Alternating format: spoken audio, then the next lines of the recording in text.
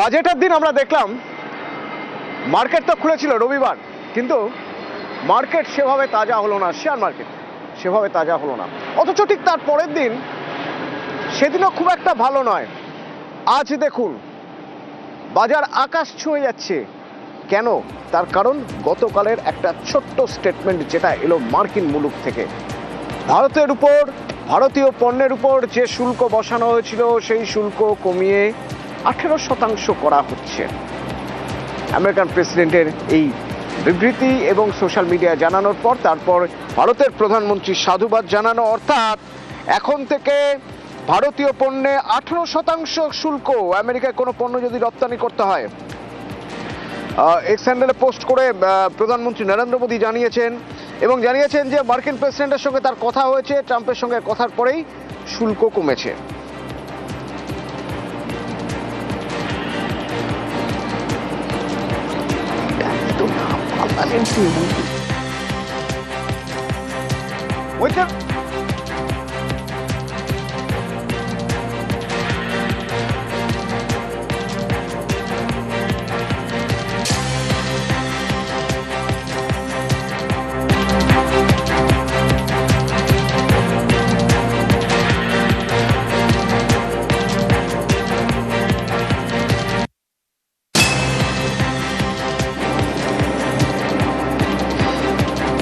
মৈত্রী, আমাদের কাছে কি খবর রয়েছে এ বিষয়ে এবং বিদেশ মন্ত্রক কিছু জানাচ্ছে?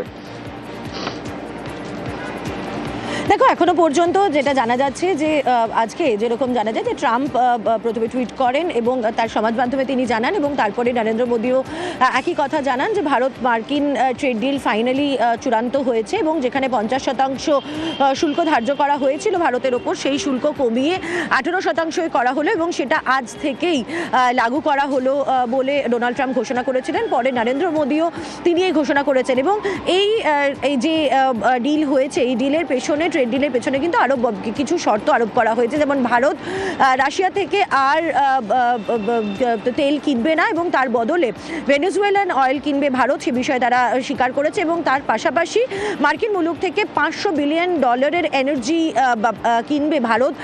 সেই চুক্তিতেই ট্রেড ডিল চূড়ান্ত হয়েছে দু দেশের রাষ্ট্রপ্রধানের মধ্যে, তেমনটাই কিন্তু জানিয়েছেন ডোনাল্ড ট্রাম্প এবং তারপরে প্রধানমন্ত্রী নরেন্দ্র মোদী তিনিও জানিয়েছেন যে মার্কিন দেশের সঙ্গে যে ট্রেড ডিল নিয়ে যে কথা হচ্ছিল সেই ট্রেড ডিল চূড়ান্ত হয়েছে এবং এবার থেকে ভারত থেকে কোনো জিনিস রপ্তানি করার জন্য যে শুল্ক আগে মাঝখানে কিছুদিনের জন্য 50% দিতে হতো, সেই শুল্ক কমে 18% হয়ে আসলো, যেটা কিনা ভারতের অন্যান্য পড়শি দেশের তুলনাতেও অনেকটা কম।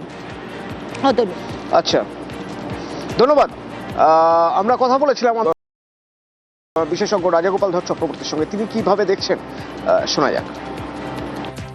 আমেরিকা আমাদের উপর ট্যারিফ বসালো, তা আমরা বিকল্প মার্কেটের সন্ধানে যখন গেছি, এখন ইউরোপের ইউনিয়নের সঙ্গে আমাদের যে ম্যাসিভ মানে যেটা খসড়া চুক্তি হয়েছে, তাতে দেখা যাচ্ছে যে ইউরোপে আমরা বিশাল বাণিজ্য করতে পারবো। তাতে আমার ধারণা যে আমেরিকা মনে করছে ভারত যদি তার বিকল্প পেয়ে গেছে, কারণ এই জায়গায় দাঁড়িয়ে দক্ষিণ পূর্ব এশিয়ায় যদি চীনকে কন্ট্রোল করতে হয় তাহলে ভারতের প্রয়োজন আছে, কিন্তু তার জিওপলিটিক্যাল যে অবস্থান আছে সেটাকে ব্যবহার করতে চায়। এখন যেটা 18% 50 থেকে 18% নিয়ে আসা হয়েছে, অনেক বেশি আমেরিকা আমাদের থেকে কেনে। আমাদের ওষুধপত্র ইত্যাদি জিনিস আমেরিকার বাজার ছেড়ে গেছে, এখন এর বিকল্প খুব একটা নেই। পলিটিক্যাল দিকটা হচ্ছে ভারতকে কাছে দেখা দরকার, চীনকে, চীনের আগ্রাসনকে কতটা নিয়ন্ত্রণ করা যায়। সস্তায় তেল পাওয়া যাচ্ছিল তাই রাশিয়া থেকে তেল নিচ্ছিল ভারত। রাশিয়া থেকে ভারত তেল নেবে না, এ ঘোষণা কে করছে? ভারত না, এ ঘোষণা করছে আমেরিকা এবং তারপর শুল্ক কমিয়ে দিচ্ছে এই দাবি জানিয়ে যে ভারত যেহেতু রাশিয়া থেকে তেল নিচ্ছে না তাই এবার তাদের শুল্ক কমিয়ে দেওয়া হচ্ছে। তাহলে কি দেশের প্রধানমন্ত্রী মাথা ঝোঁকাচ্ছেন আমেরিকার কাছে? অন্তত পার্লামেন্টে বিরোধীরা সে কথাই বলছেন, সেই কথা বলেই বিরোধীরা পার্লামেন্টে হই হট্টগোল শুরু করে দিয়েছেন। পার্লামেন্টের কি অবস্থা আজ? এই যখন 18% শুল্ক কমিয়ে 18% করা হলো, তা নিয়ে যখন পার্লামেন্টে কি বক্তব্য বিরোধীদের একবার শুনবো। আমার সঙ্গে মৈত্রী রয়েছেন। মৈত্রী, দেখো, বিরোধীদের বক্তব্য খুব স্পষ্ট। বিরোধীদের তরফ থেকে কিন্তু বারবার করে এই বিষয়টাও তোলা হচ্ছে, যখন একদিকে পার্লামেন্টারি পার্টির তরফ থেকে একেবারে প্রধানমন্ত্রীকে বলা চলে বিজয়ীর ভূমিকায় দেখানো হচ্ছে এবং বলা হচ্ছে যে তিনি বিজেতা, তখনই বিরোধীরা এই প্রশ্ন তুলছেন যে তাহলে আদতে ট্রাম্পের কাছে মাথা ঝুঁকিয়ে, তার কারণ রাশিয়া থেকে তেল কিনবে না ভারত, সেই চুক্তিতে স্বীকার করেছেন এবং তার পাশাপাশি একই সঙ্গে কিন্তু এই বিষয়টাতেও স্বীকার করতে হয়েছে ভারতকে যে তারা $500 বিলিয়ন ইনভেস্ট করবে। ফলে কোথাও একটা গিয়ে ট্রাম্পের কাছে মাথা ঝুঁকিয়েছে ভারত, এই প্রশ্নই কিন্তু আজকে বিরোধীদের তরফ থেকে বারবার করে উঠে এসেছে এবং যার জেরেই কিন্তু আজকে লোকসভা উত্তাল হয়ে উঠেছে। অতনু, ধন্যবাদ।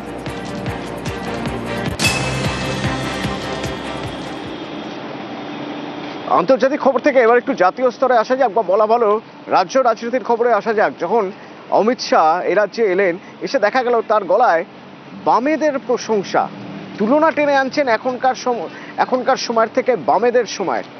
আর জানিয়েই ভোটের আগে আবার হাওয়া গরম।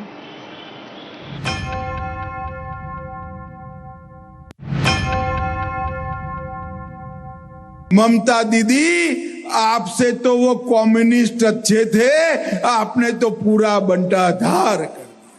অমিত শাহ বাংলার ইতিহাস জানে না, কিছুটা দিন তো জেলে কাটিয়েছেন, সেখানে যদি সময় করে বাংলার ইতিহাসটা পড়তেন, সিপিএম আমলে কিভাবে মানুষ অত্যাচারিত হয়েছে অমিত শাহর ধারণা নেই। অযাচিত প্রশংসা করার পিছনে বড় উদ্দেশ্য নয়। অমিত শাহ সার্টিফিকেট বামেরা চাইনি।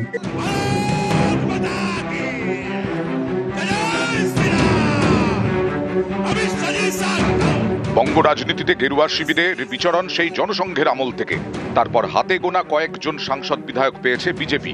ছবিটা বদলে যায় 2019-এর লোকসভা ভোট থেকে। 2 থেকে বেড়ে 18 হয় বিজেপি। অনেকের মতে বামের ভোট রামে যাওয়াতেই বিজেপির এমন উত্থান হয়েছিল। ভোটের ফলেও তা স্পষ্ট। 2016-র বিধানসভা ভোটে বামেরা পায় 25.7% ভোট। 19-এ যা কমে হয় 7.5% ভোট, অর্থাৎ বামেদের ভোট কমে প্রায় 18%। আর 19-এ কংগ্রেসের কমেছিল প্রায় 7% ভোট। দুদল মিলিয়ে ভোট কমে প্রায় 25%, আর 16-র তুলনায় 19-এ বিজেপির ভোট বাড়ে প্রায় 30%। ভোটের এই অঙ্কে স্পষ্ট বামেদের ভোট গেছে বিজেপির ঘরে। পর্যবেক্ষকদের একাংশের মতে 21-এর বিধানসভা ভোটে কিন্তু বাম ভোট সেভাবে রামে যায়নি। ভোটের ফলও সে কথাই বলছে। 19-এর তুলনায় 21-এ বিজেপির ভোট কমে প্রায় 2%, তৃণমূলের বাড়ে প্রায় 4%। বাম এবং কংগ্রেসের ভোট কমে 2% করে, অর্থাৎ মিলিতভাবে 4%। পর্যবেক্ষকদের মতে বাম কংগ্রেসের এই 4% ভোটের বেশিরভাগটাই গেছে তৃণমূলে। ফলে 19-এর তুলনায় 21-এ তৃণমূলের ভোট বেড়েছে আর বিজেপির কমেছে। 21-এর এই অঙ্ককে মাথায় রেখেই কি 26-এর ভোটের আগে বামেদের বার্তা দিলেন অমিত শাহ, যাতে 19-এর মতো 26-এও বাম ভোট ভালো মতো রামে টানা যায়।